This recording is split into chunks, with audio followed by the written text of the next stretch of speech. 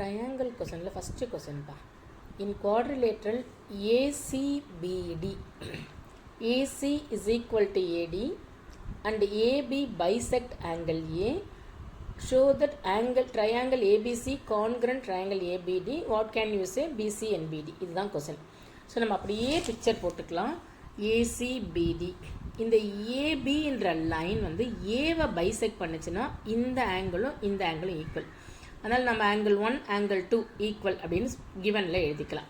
அதுக்கப்புறம் அவங்க என்ன கொடுத்துருக்காங்கன்னா ஏசியும் ஏடியும் ஈக்குவல், இதுவும் கிவனில் கொடுத்துருக்காங்க. இப்போ அப்படியே ஃபஸ்ட்டு கொஸ்டின் தான் கொஞ்சம் ஈஸி. இந்த ரெண்டு ட்ரையாங்கிளை தான் நமக்கு கான்கிரண்ட்னு கேட்டிருக்காங்க. எந்த ரெண்டு ட்ரையாங்கிள்?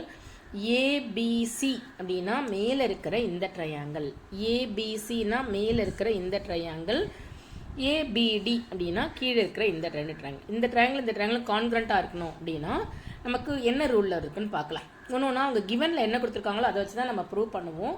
இதில் கிவனில் நமக்கு இந்த சைடுக்கு இந்த சைடு ஈக்குவல் கொடுத்துட்டாங்க. நடுவில் இருக்கிறது அதாவது இந்த ஏபிடி ட்ரையாங்கிளுடைய ஏடியும் ஏபிசி ட்ரையாங்கிளுடைய ஏசியும் ஈக்குவல், ஒரு சைடு ஈக்குவல். அப்புறம் ஒரு சைடு வந்து நமக்கு இந்த ரெண்டு ட்ரையாங்கிளுக்கும் காமன் சைடாக இருக்குது. அப்புறம் இங்கே ஒரு ஆங்கிள், இந்த ட்ரையாங்கிளுடைய இந்த ஆங்கிளும் இந்த ட்ரையாங்கிளுடைய இந்த ஆங்கிளும் ஈக்குவலாக இருக்குது. அதாவது angle 1 is equal to angle 2.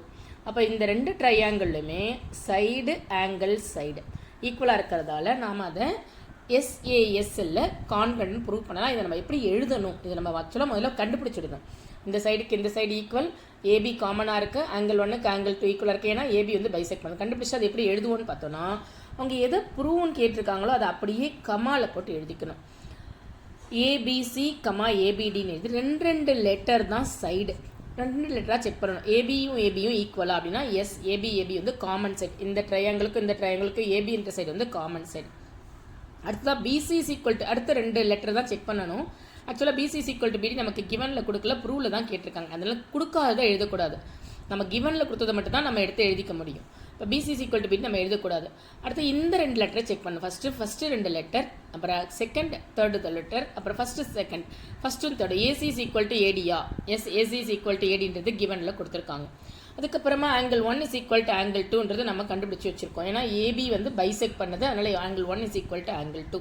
இப்போ நமக்கு என்ன தெரியும், ரெண்டு ட்ரையாங்கிளுக்கு சைடு ஆங்கிள் சைடு ஈக்குவலாக இருக்குது. அதனால் SASL ஏபிசி கான்கிரண்ட் ஏபிடின்னு எழுதிடுவோம். இப்படி எழுதிட்டோன்னா மீதி இருக்கிற மூணு கிரிட்டேரியா வச்சு ப்ரூவ் பண்ணிவிட்டு மீதி இருக்கிற 3 கிரிட்டேரியாவை நம்ம வந்து சிபிசிட்டியில் எழுதலாம்.